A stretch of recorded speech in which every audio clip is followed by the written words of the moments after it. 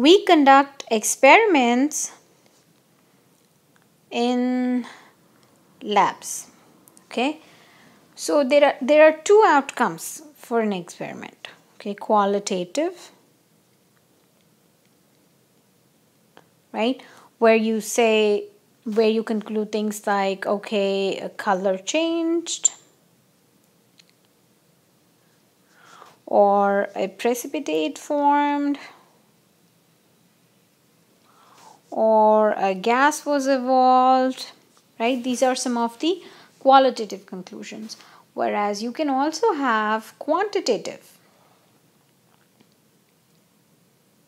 where you get numbers, you get masses, you get volumes, you get percentages, you get a whole bunch of numbers. So, as a result of an experiment, you get a number.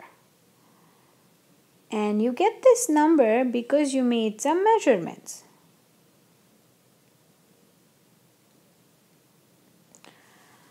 So, for example, if someone says, what is the length of the classroom? You cannot say 71. This will not make sense because we will be asked 71 what? 71 centimeters, 71 inches, 71 meters, what is it? Right? So, a measurement is a number followed by a unit. Now, are there numbers not have units accompanying them? Yes, they are known as exact numbers. For example, if the question is how many chairs, right? 20 chairs or 21 chairs or 22 chairs. The answer will not be 20.1 chair or 20.62 chairs. No. Why? Because this is an exact number. Either there is a chair or there is no chair. Right? So these are exact numbers. So there are two numbers, exact numbers, okay, and measurements. What is the difference between the two? Exact numbers have infinite number of significant figures, as in if the question is how many students are in this class, you will say, for example, 62 students. What do we mean by 62 students? This means it's a 62.000000 and these zeros are infinite.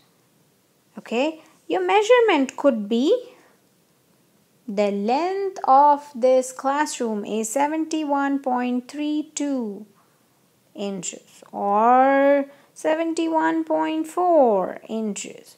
So these number of significant figures make that number more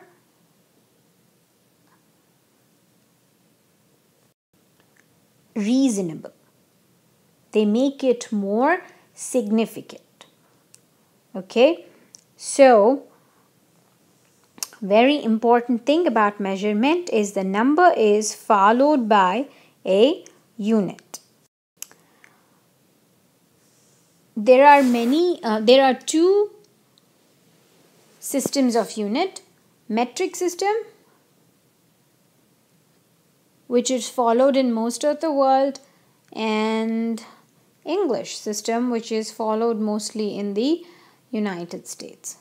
Okay, now what scientists do is, based on the metric system, they use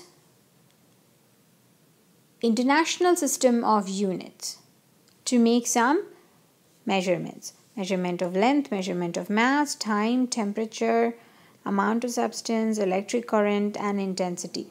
All these units, they are based on the metric system.